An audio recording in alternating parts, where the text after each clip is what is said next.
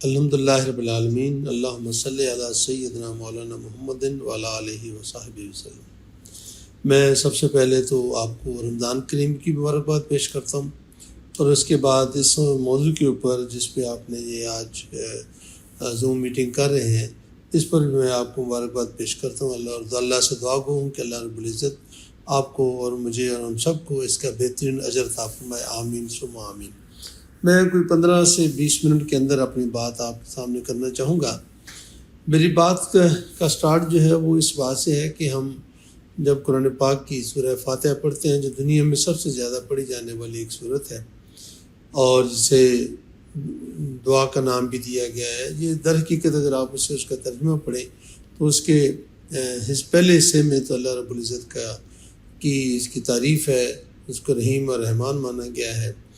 اور پھر ہم اسے یہ بھی کہتے ہیں کہ وہ مالک یوم الدین ہے، اور پھر ہم اسے یہ بھی کہتے ہیں کہ ہم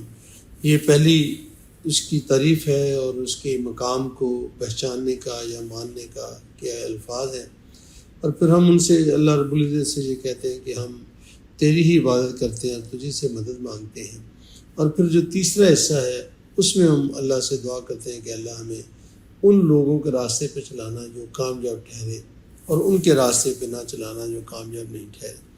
یہاں میں رک کر یہ بات کرنا چاہوں گا کہ ہمارے نزدیک کامیابی کا تصور کیا ہے۔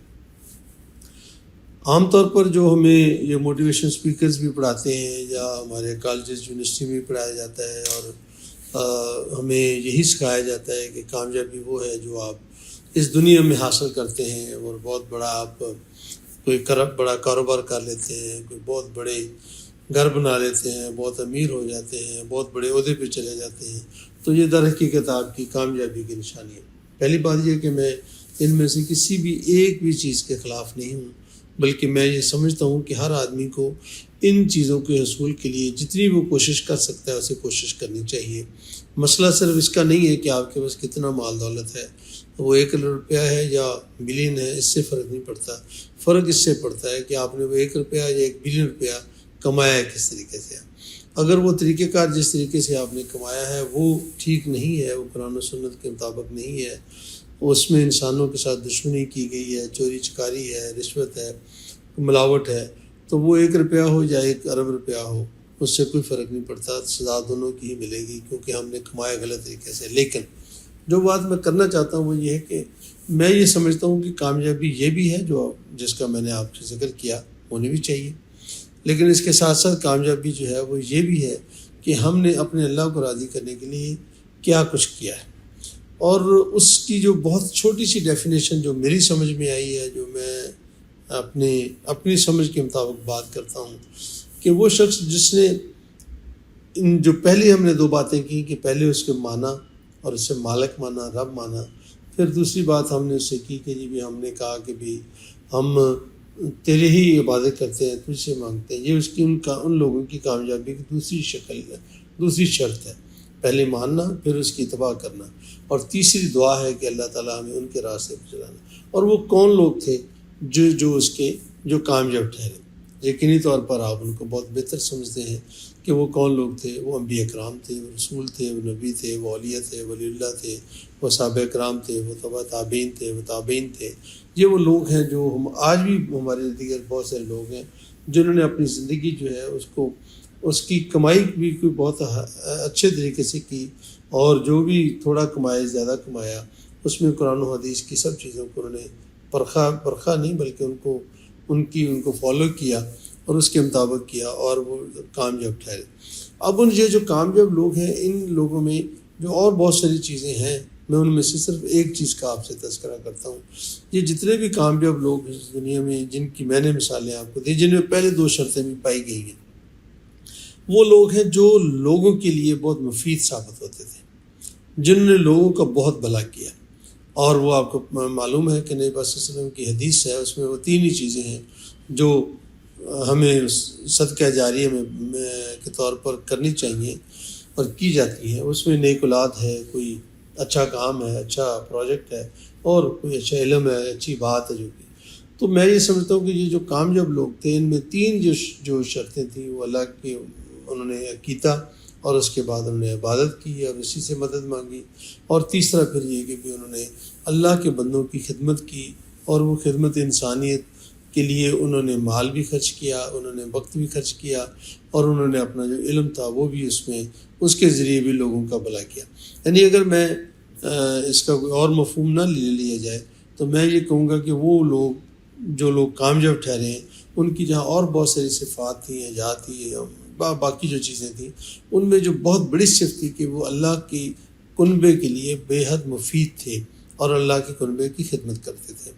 اور وہ کوئی بھی انہوں نے اپنی ذات کے لیے، آپ کسی بھی کامیاب جو ان ڈیفینیشنز پہ اوپر اترتے ہیں، آپ کسی پہ بھی اب چلے جائیں تو آپ کہیں بھی ایسے لوگوں کو نہیں پائیں گے کہ جنہوں نے اپنی ذات کی خاطر جو ہے وہ کچھ زیادہ کام کیے ہوں، بلکہ اگر ان کے پاس نہیں تھا تو انہوں نے قرض لے کر بھی صدقہ کیا ہے، اور انہوں نے اپنا ایک روٹی جو کھاتے تھے اس میں سے بھی آدھی لوگوں کو دی ہے، اپنا وقت زندگی بھر اپنا آسانی اور آرام کو بھی جو ہے انہوں نے ختم کیا ہے یا کم کیا ہے اور لوگوں کے لیے کام کیا ہے۔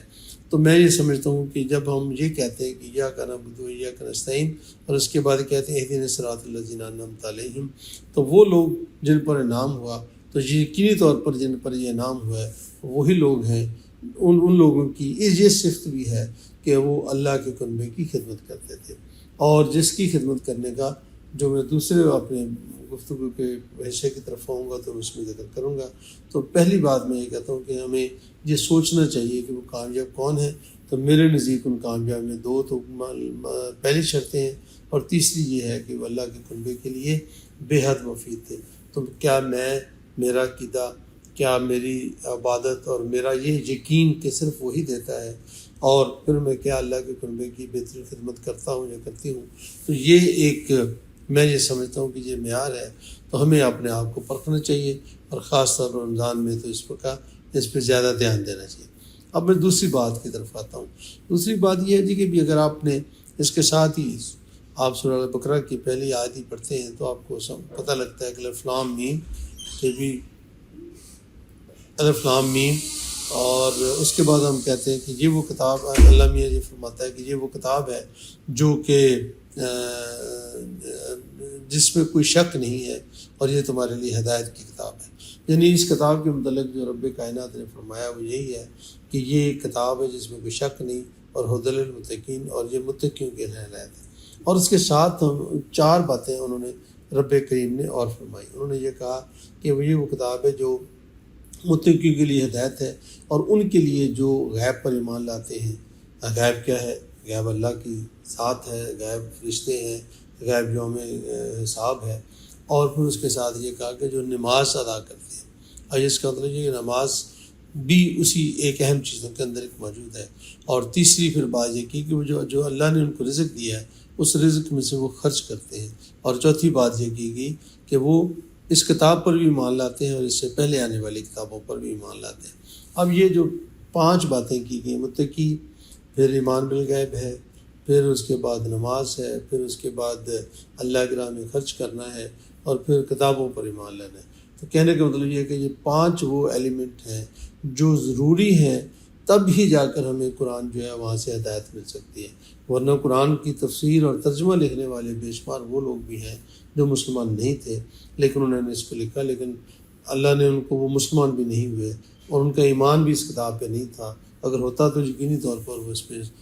اسلام لاتے، یہ ان کا اپنا معاملہ ہے۔ تو میں جو بات آپ سے کرنا چاہ رہا ہوں ان میں سے ایک بات میں آپ سے کرنا چاہ رہا ہوں جو رمضان کے حوالے سے ہے، وہ ہے اللہ کی راہ کے اندر اللہ کا دیا ہوا مال خرچ کرنا۔ جو اس نے ہمیں مال دیا ہے وہ صرف یہی نہیں ہے جو میرے پاس اور آپ کے پاس مال و دولت ہے، نہیں، آپ کو جو شعور دیا ہے یہ بھی اللہ کی نعمت ہے، یہ بھی وہ رزق ہے۔ اور اللہ نے اگر آپ کو کوئی عہدہ اور مرتبہ دیا ہے یہ بھی ایک رزق ہے، آپ کو زندگی اور وقت دیا یہ بھی ہے، ایک صحت دی ہے یہ بھی ہے، آپ کو ایک بہت بڑا انفلوئنشل بنایا یہ بھی ایک اس کی نعمت ہے، آپ بہت اچھا بول سکتے ہیں یہ بھی اس کی نعمت ہے۔ تو یہ سب چیزیں جو ہیں رب کا وہ رزق ہیں جو اللہ رب العزت نے مجھے اور آپ کو عطا فرمایا۔ اب اس میں سے وہ یہ کہتا ہے، اللہ کہتا ہے کہ آپ نے جو میں نے تمہیں دیا ہے اس میں سے تم خرچ کرو، اور ہم اس پہ کتنا خرچ کرتے ہیں یہ مقدار والا معاملہ نہیں ہے۔ ایک آدمی کے پاس 1 کروڑ روپے ہے تو وہ 1 لاکھ بھی خرچ کر دے تو 1% ہے، اور ایک آدمی کے پاس 10 روپے ہیں اور وہ 5 روپے بھی خرچ کرتا ہے تو وہ 50% ہے۔ تو میں یہ اپنے طور پر یہ سوچتا ہوں کہ اللہ رب العزت کو کوانٹٹی سے غرض نہیں ہے. اللہ رب العزت یہ دیکھتا ہے کہ میں نے کتنا دیا ہے اور اس میں سے اس نے کتنے فیصد جو ہے وہ میرے بندوں کو عطا کیا آگے دیا ہے. اور وہ وقت بھی ہے، وہ آپ کا شعور بھی ہے، علم بھی ہے. تو یہ چیزیں جب ہم سوچتے ہیں تو پھر ان چیزوں کو لے کر ہمیں سوچنا چاہیے کہ اللہ نے جو ہمیں مجھے دیا ہے، میں اس میں سے کتنے فیصد جو ہے میں واپس اللہ کے قربے کو کر رہی ہوں یا کر رہا ہوں. اور پھر رب یہی کہتا ہے، بلکہ قرآن پاک کو 150 مرتبہ کے قریب اللہ کی راہ کے اندر خرچ کرنے کی بات ہے. 20 مرتبہ زائد تو صرف یتیم کے متعلق بات کی گئی ہے. اور پھر یہی ایک چیز ہے جس کا یہ کہا گیا ہے کہ تم خرچ کرو گے تو پھر ایک بالی اور ایک بالی میں سے 7 ایک دانے میں سے 7 بالیاں اور ہر بالی میں 100 دانہ. تو جو اس نے یہی وہ بات ہم سے کہتا ہے کہ مجھے قرض دو اور میں تمہیں وہ قرض واپس کر دوں گا. اور وہ قرض جو ہے وہ ہم اللہ میاں ہمیں دیتے ہیں، اور ہم وہ قرض جو ہے وہ ہمیں واپس، اس سے بڑی ذات کون سی ہو سکتی ہے، وہ ہمیں جو واپس کرتا ہے پھر وہ بے بہا واپس کرتا ہے. اب ان سب چیزوں کو ملا کر اگر ہم رمضان سے جوڑیں تو میں یہ سمجھتا ہوں کہ رمضان المبارک وہ ایک مہینہ ہے جہاں پر یہ کہا گیا ہے کہ نیکیوں کا بھی جو بدلہ ہے وہ بھی کئی گنا ملے گا. تو عام طور پر یہ روٹین ہے، کوئی لازم نہیں ہے. میں ویسے ایسے ہی کرتا ہوں کہ میں یکم رمضان کو ہی اپنی زکوٰۃ کا یا باقی معاملات کا حساب کرتا ہوں، اور پھر دینے کا جو بھی جیسے ملتے رہتے ہیں. بعض اوقات آپ کے پاس کاغذوں میں تو آپ نے دینے ہیں لیکن کیش نہیں ہوتا، کچھ نہ کچھ اس کے وقت کے ساتھ ساتھ چیزیں آتی رہتی ہیں، وہ ہوتا رہتا ہے. تو میں سمجھتا ہوں کہ رمضان کے اندر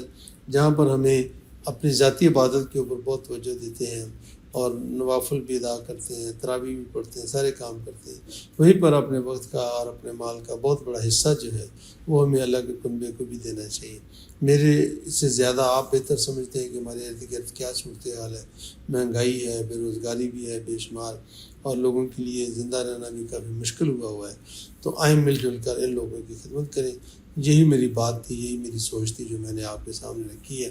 اللہ رب العزت ہمیں